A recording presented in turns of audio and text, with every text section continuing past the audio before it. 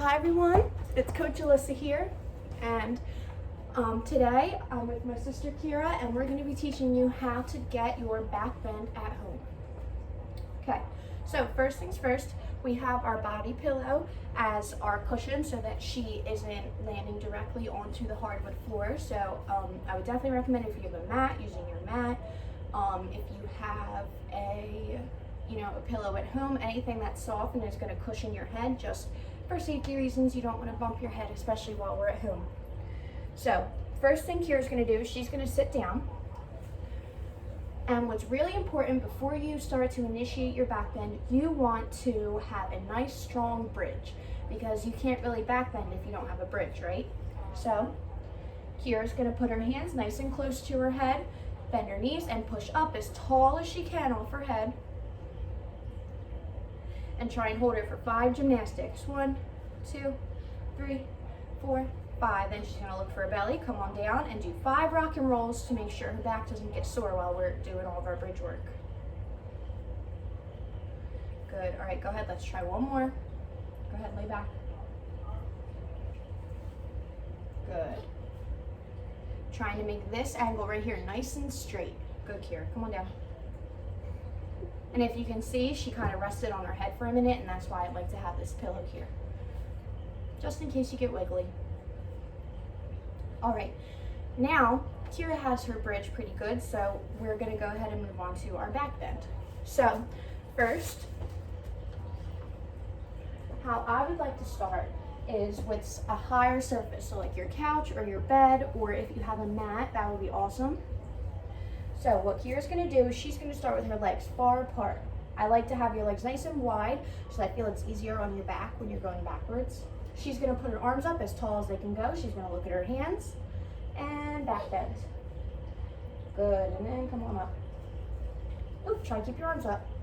So I like to do it up onto this high surface for a couple of reasons. Number one, Kira is a little bit nervous about going backwards, which I'm sure a lot of kids are. So in order to kind of help her out and ease her fears, going backwards onto something higher is going to make her feel a little bit more comfortable. And number two, when she's going back onto something higher, it really forces her to press her hips forward, which you're going to need to do in your back bend. So go ahead, why don't you practice another one? Try it by yourself. You're okay. I got my hands right here. Good. Push your arms nice and straight. Stretch your shoulders and stand up. Try to keep your arms up. Good. Go ahead, one more time. Good.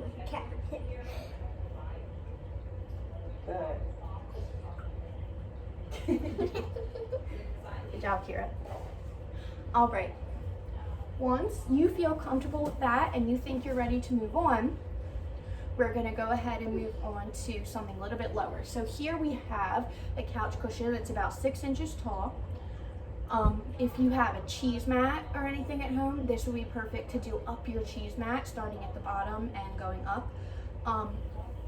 Or anything that's, a little bit sturdy and thicker, but that will cushion your head. So kind of the same concept as on the couch, but this time it's lower so that she's going backwards a little bit more and having to feel that backwards motion more. So again, wide legs, arms tall as they can be. She's going to look at her hands. And good, right there. Then she'll come down and do some rock and roll, stretch out her back.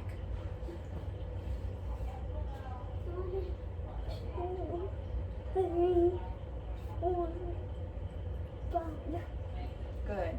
All right, ready to try again? On that? No, on this. Okay.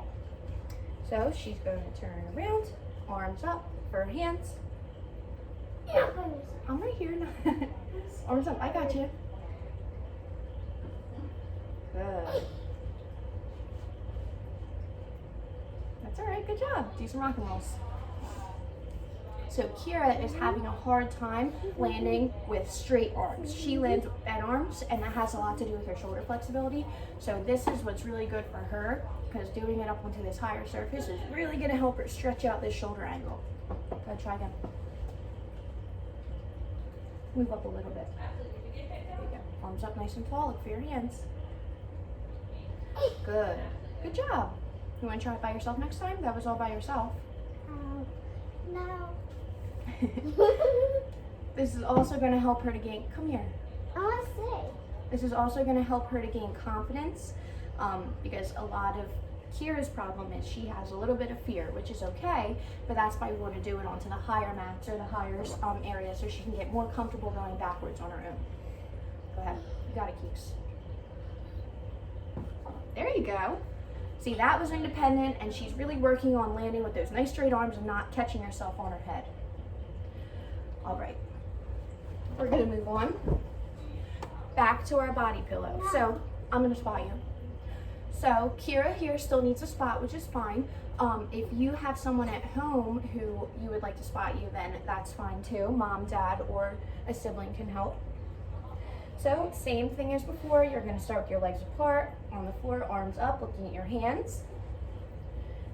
And just practice going back into that nice tall bridge, trying to lock your elbows. Good, come on down and rock and roll. Good.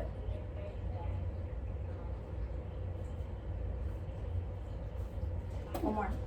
So for parents watching at home, if you're curious on how to spot, arms up. You're going to make sure they start with nice tall arms, their legs are wide, look at the ceiling. Then you're going to support their back. And then I like to hold her right in her middle so that she feels nice and stable. Good. All right, one more. One more. Good. For a lighter spot, you can just use one hand to guide her back. Good.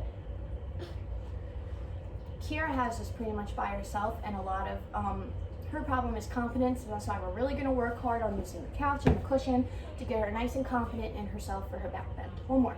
Oh my God. Arms up.